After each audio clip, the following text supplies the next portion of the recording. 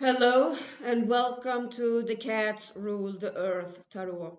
This is a general reading, so it might or might not resonate with you. I have already prepared the first load of cards, and we start off with the King in Wands. And the King in Wands is a person with a very strong will. This person knows what it wants, and it is going to get it in one form or the other.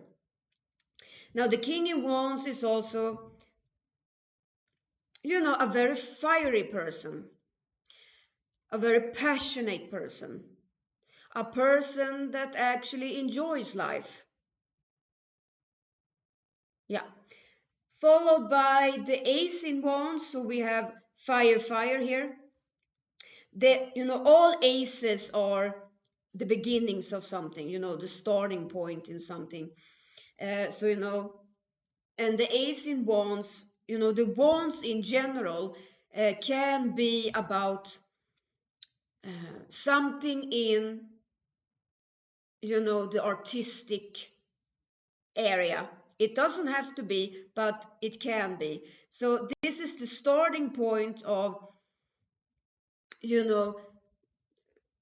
follow what, you are passionate about, what makes you feel good. And if I'm allowed to say so, in my tarot card deck, the Ace in Wands actually have the, Chronos time loop, Saturn's time loop. So in my tarot card deck, the Ace in Wands actually have a little vibes of Sabatonian energy. But it's not in all tarot card decks. I'm talking about mine now. So it has something to do with connected to, Sabatonian energies. Followed by the Knight in Sword. And the Knight in Sword is a fighter. That is a person that has gone to hell and back. Forgive me now. Just look at this cat. Look what has happened to this cat. Even though life has scarred it, it's still standing. So the Knight in Sword is a person that doesn't quit no matter what. Okay. The last card is the Emperor.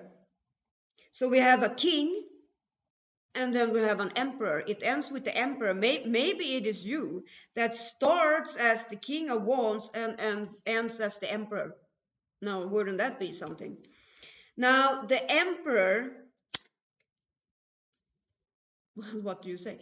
No disrespect. This is also the person that is sitting on the throne, ruling in the big house. The emperor is the one with the power. Forgive me now, I'm just saying as it is. So if you thought that the King in Wands was a person of strong will, I can tell you the emperor is 10 times, if not 100 times more, has more, willpower than the King in Wands, because now we're talking about the emperor. And let's not forget that the emperor is a representation of all the kings, but Now I'm going to clarify these cards.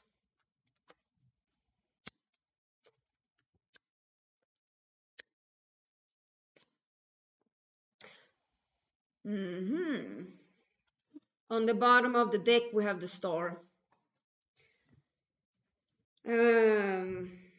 Interesting. Followed by the King in Wands, we have the Seven in Pentacles. And the Seven in Pentacles is the card of you reap what you sow. So you're planting your seeds, and if you take care of them in the right way, they're going to grow. And then you can harvest it.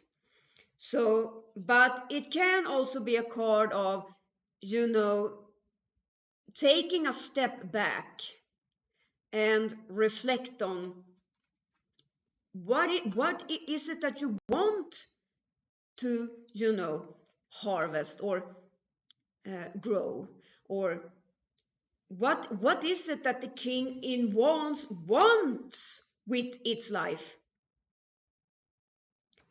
Self-reflection, that is also the seven in pentacles. Self-reflection, what is my goal here? Followed by the ace in wands, we have the five in cups. And I'm not saying this to be, a bad person in any way. The five in cups is one of the most, I'm sorry now, depressing cards in the whole tarot card deck. The five in cups is the card of, I have, been left out.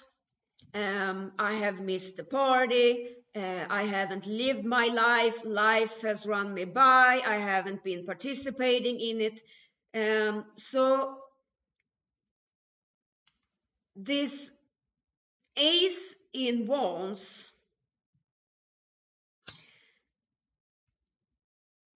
cannot be manifested as long as you have the five in cups mindset. Forgive me now, because then nothing is going to happen. So this mindset, this five in cups, can have something to do with your past, because as I said earlier, in my tarot card deck, the ace in wands have Chronos time loop above its head, past and future, but it cannot be the future because the future hasn't happened yet. So this five in cups has to have something to do with the past. Although the past is the future and the future is the past. Do you know why? Because as long as your past memories, your past life is haunting you, it is going to affect your future also. I'm so sorry, I got ahead of myself. Please forgive me.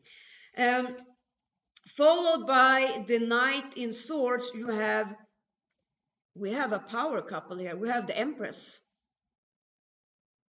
People, we have the empress. We have a power couple here. We have the emperor and the empress. The empress is a manifestation of the womb matrix. You have a little kitten there. The fetus is growing in the womb. The empress, who is, fertile, nurturing, and, take care of. And, it is about, growing and, development. So this knight in sword might actually have, empress qualifications, without even knowing it. And followed by the emperor, we have the tower. Now come to think about, I'm so sorry, I'm not religious, but I'm just going to say this. All of a sudden, I came to think about, the King Nimrod, who wanted to build the Tower of Babel, and then God struck it down. I'm so sorry, everybody. Please forgive me. I'm so sorry. Please forgive me. I'm just saying, the emperor is sitting on his throne, but sitting on your high horse, it's a high fall when you fall. When I see this too, I see something. Yeah.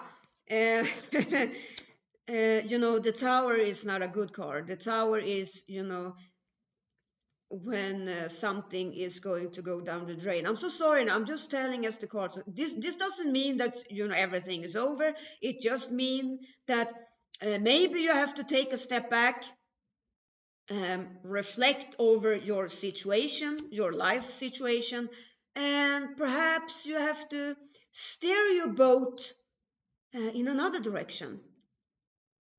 Because in the bottom of the deck we had the star. Sorry. Um, and yeah, stars can also fall, from the sky.